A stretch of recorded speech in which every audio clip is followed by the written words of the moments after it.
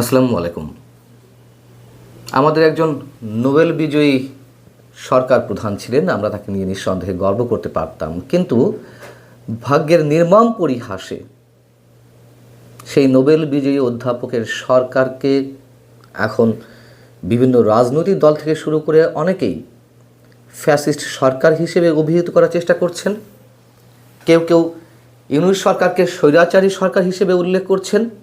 আন্তর্জাতিকভাবে ডক্টর ইউনূস তার এই স্বৈরাচারী সরকারকে টিকিয়ে রাখতে সাংবাদিকদেরকে, গণমাধ্যমকে লক্ষ্যবস্তুতে পরিণত করেছে, এমন মন্তব্য করা হচ্ছে। সিনিয়র সাংবাদিক আনিস আলমগীরের গ্রেপ্তার এবং রিমান্ডে নেওয়ার ঘটনায় বিভিন্ন সংগঠন এমন মন্তব্যই তুলে ধরছে। যেমন লেখক, সাহিত্যিক এবং সাংবাদিকদের আন্তর্জাতিক সংগঠন পেন ইন্টারন্যাশনাল, এটির বাংলাদেশ শাখা একটি বিবৃতি দিয়েছে। সেই বিবৃতিতে তারা উল্লেখ করছে, পেন বাংলাদেশ মনে করে সুনির্দিষ্ট অভিযোগ ছাড়া একজন সাংবাদিককে এভাবে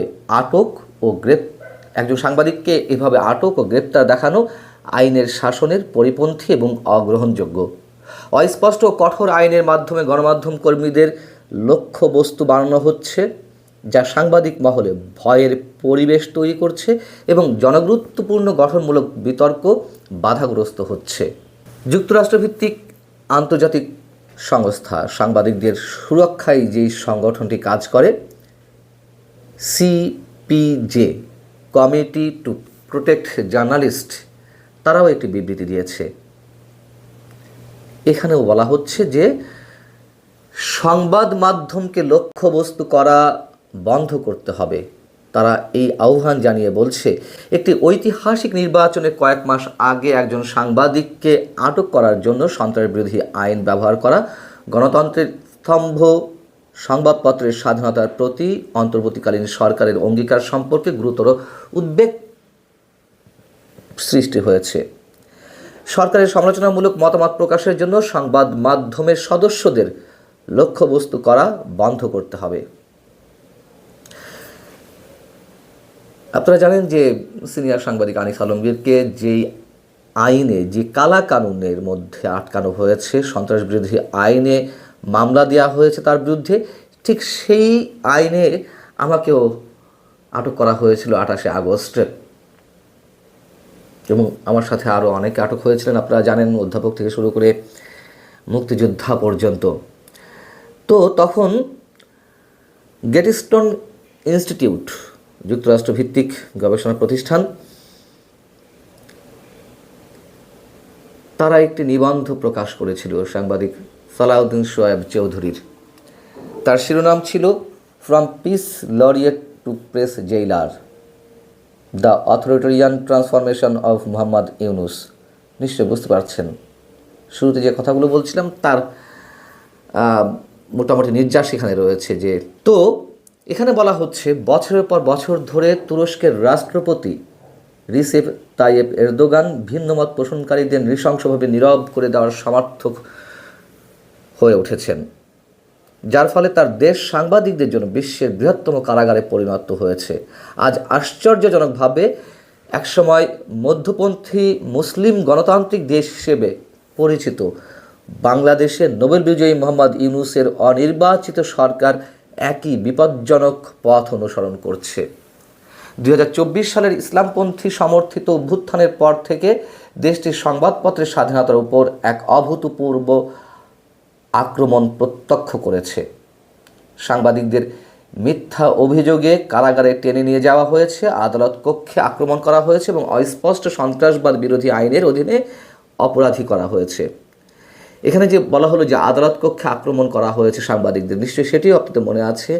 আমার জামিন শুনানির সময়, নিম্ন আদালতে জামিন শুনানির সময় আমার সাথে সাংবাদিকরা কথা বলছিলেন, তখন সেই সাংবাদিকদের উপরে একদল আইনজীবী, বিশেষ একটি পক্ষের আইনজীবীরা সাংবাদিকদের উপরে আক্রমণ চালায় জাজের সামনে, বিচারকের সামনে। বোঝা যাচ্ছে যে আমরা কোথায় আছি। এই কথা তো সত্য যে শুরু থেকেই এই সরকার, ডক্টর ইউনূস সরকার, গণমাধ্যমকে টার্গেট করেছে। যেমন সাংবাদিক আনিস আলমগীর গ্রেপ্তার হওয়ার পর বিবিসি বাংলাতে একটি রিপোর্ট বেরিয়েছিল, তার শিরোনাম ছিল আনিস আলমগীরকে আটকের মধ্য দিয়ে কি সরকার সমালোচনা বন্ধ করতে চাইছে? গণমাধ্যমের সামনে মব হচ্ছে, গণমাধ্যম কর্মীদেরকে মবের মধ্যে ফেলা হচ্ছে এবং গত 16 মাসে 354 জন সাংবাদিকের বিরুদ্ধে হয়রানিমূলক মামলা করা হয়েছে। এটি আন্তর্জাতিক আরেকটি গণমাধ্যম ডয়েচে ভেলের একটি রিপোর্টের পরিসংখ্যান থেকে বলা হচ্ছে। এর মধ্যে শতাধিক সাংবাদিকের বিরুদ্ধে হত্যা মামলা দেওয়া হয়েছে, কারো কারো বিরুদ্ধে অস্ত্র বিস্ফোরক আইনে মামলা দেওয়া হয়েছে। আর আমাদের মতো সাংবাদিকদের বিরুদ্ধে তো সন্ত্রাস বিরোধী আইন রয়েছেই চলমান।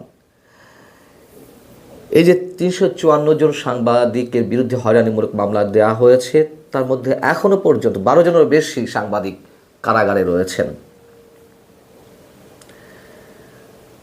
এই প্রশ্ন তো উঠছে, স্বাধীনতার 54 বছরের ইতিহাসে আর কোনো নির্বাচিত কিংবা অনির্বাচিত সরকারের সময় অথবা নির্বাচিত সরকারের 5 বছরের মেয়াদকালেও এত সাংবাদিকের বিরুদ্ধে মামলা হয়েছে কিনা? মামলা হতেই পারে সাংবাদিকরা অপরাধ করলে, কিন্তু এই যে 354 জন সাংবাদিকের বিরুদ্ধে হয়রানিমূলক মামলা দেওয়া হলো, হত্যা থেকে শুরু করে বিভিন্ন অপরাধমূলক কর্মকাণ্ড উল্লেখ করে কজন সাংবাদিকের বিরুদ্ধে অপরাধ প্রমাণিত হয়েছে এই প্রায় 1.5 বছরে? আমরা নিঃসন্দেহে বলবো, শেখ হাসিনা সরকারের সময়, আওয়ামী লীগ সরকারের 15.5 বছরে অনেক সাংবাদিক নির্যাতনের শিকার হয়েছেন। কিন্তু যারা আটক হয়েছিলেন তাদের কাউকে হাতকড়াই পরানো হয়েছিল কেবলমাত্র, লাইফ ভেস্ট পরানো হয়নি, হেলমেট পরানো হয়নি, যেমন করে শীর্ষ সন্ত্রাসীদেরকে এসব জিনিস পরানো হয়। যেমন আমাকে পরানো হয়েছিল, সাংবাদিক আনিস আলমগীরকেও পরানো হয়েছে।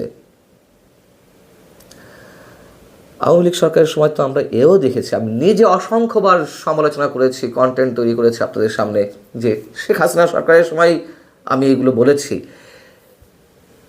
সাবেক প্রধানমন্ত্রী শেখ হাসিনার সংবাদ সম্মেলনগুলোতে তৈলমর্দন ছাড়া তার কিছু ছিল না। এক শ্রেণীর সাংবাদিক যারা সেখানে যেতেন, তোষামোদি ছাড়া কিছু ছিল না। সেগুলো ছিল গোপাল ভাঁড়ের আসর, এবং সেই গোপাল ভাঁড়ের আসর থেকে কোনো সাংবাদিকের প্রশ্নের জালে পড়ে সাবেক প্রধানমন্ত্রী শেখ হাসিনাকে কিন্তু তার রাজনৈতিক জীবনের চরম মূল্যটি দিতে হয়েছে। নিশ্চয় মনে আছে আপনাদের, একজন সাংবাদিক প্রশ্ন করছিলেন যে কোটা বিরোধী আন্দোলন চলাকালীন সময়ে চাকরি পাওয়ার যোগ্য কারা, মুক্তিযোদ্ধাদের নাতিপুতি নাকি রাজাকারের নাতিপুতি বা সন্তানেরা? শেখ হাসিনা এই প্রশ্নের জবাব দিতে গিয়ে উত্তর দিয়েছিলেন, মুক্তিযোদ্ধার নাতিপুতরা যদি চাকরি না পায় তাহলে কি রাজাকারের সন্তান বা নাতিপুতরা চাকরি পাবে? এবং সেটিকেই ক্যাশ করা হয়েছিল। এইটিকে স্লোগানে রূপান্তর করে সাধারণ মানুষের সেন্টিমেন্টে আঘাত করা হয়েছিল। তারপর তো সাধারণ মানুষ নেমে এলো কোটা বিরোধী আন্দোলনকারীদের সঙ্গে, তার পিছনে যতই ডিজাইন থাকুক না কারণ সাধারণ মানুষ তো নেমেছে, এটি তো সত্য কথা। এবং সেটি না হলে এই অভ্যুত্থান সফল হতো না। কিভাবে একজন সরকার প্রধান অনেক কম কিছুতে, অনেক ছোটোখাটো বিষয়কে কেন্দ্র করে কিভাবে ফাঁদে পা দিতে পারেন, তার উজ্জ্বল দৃষ্টান্ত শেখ হাসিনা। আর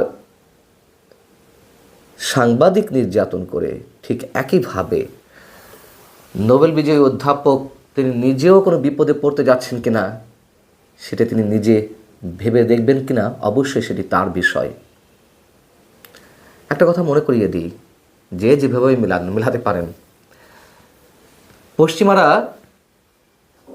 লাদেনের মতো মানুষকে আফগান মুজাহিদ হিসেবে তৈরি করেছিল, এবং সেই লাদেনের মতন আফগান মুজাহিদদেরকে কিন্তু সবশেষ বৈশ্বিক সন্ত্রাসী হিসেবেই সেই পশ্চিমাদের হাতেই প্রাণ দিতে হয়েছে। ভালো থাকুন সবাই, আল্লাহ হাফেজ।